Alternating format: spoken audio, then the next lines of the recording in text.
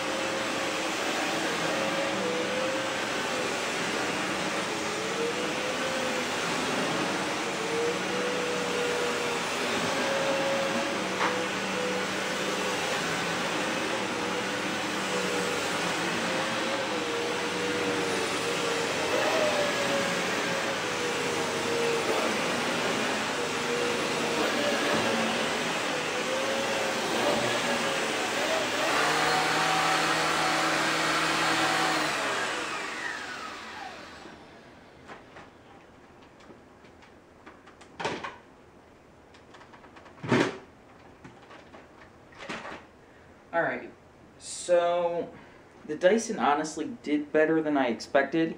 Got a lot of the surface dirt and quite a bit more cat hair than I really thought would end up here. The only thing is, it's really not that much, because the ball of hair stayed spinning the entire time I was cleaning, and this is a small canister, so without a lot of hair getting in it, the cyclonic action normally stops. So I will dump this out on the floor.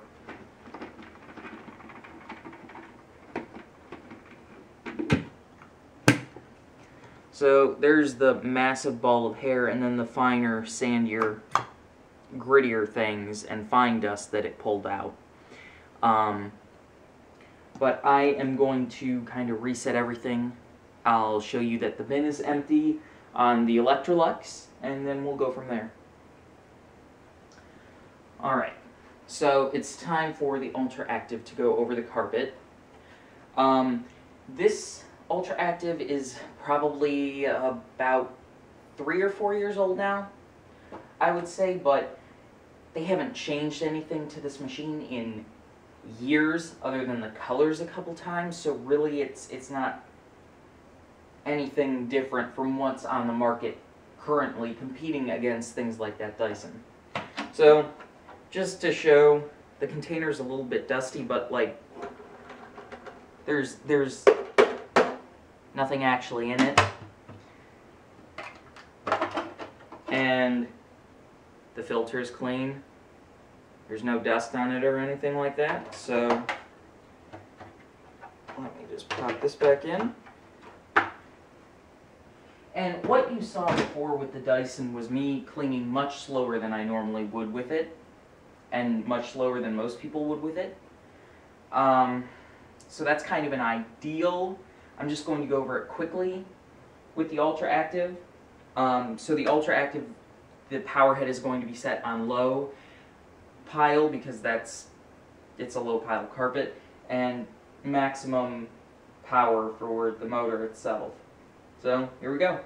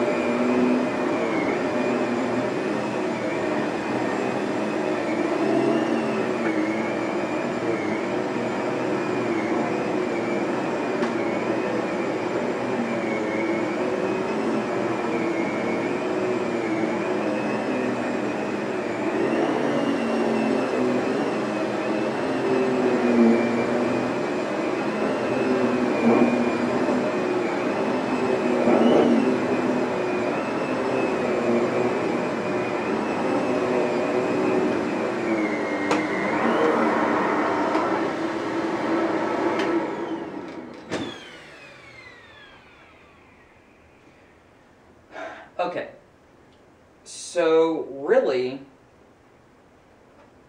the Dyson did quite a lot better. I've never run anything like this before. The Dyson did a lot better than I thought it would, and I'm guessing that's because it's on low pile carpeting.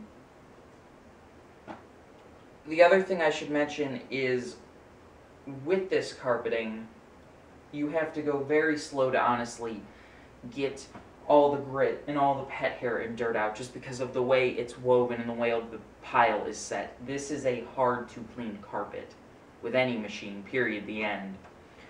But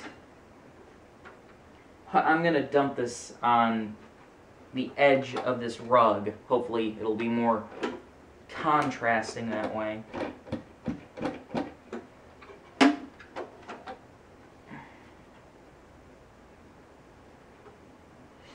So, the Electrolux got a tiny bit more of the cat fur out. There's a little bit of coating of dust. Really no grit. And then the filter is pretty much clean for the most part. So, there's definitely not as big a difference as I would have thought between the two. But for the same price, and once you get into deeper pile carpeting, that difference is huge. And the other thing is, this amount, while it may be small, this was cleaned a day ago. There are 3 cats and 3 people in this home. And while there's not that big of a difference currently, when you add up this much pet hair being left behind every time by the Dyson, no matter how long you take to clean, it's going to add up into your carpet. And when you get into carpets, deeper pile carpets that retain grit more than something like this, that's when the difference really comes in, and it starts to completely destroy your carpeting.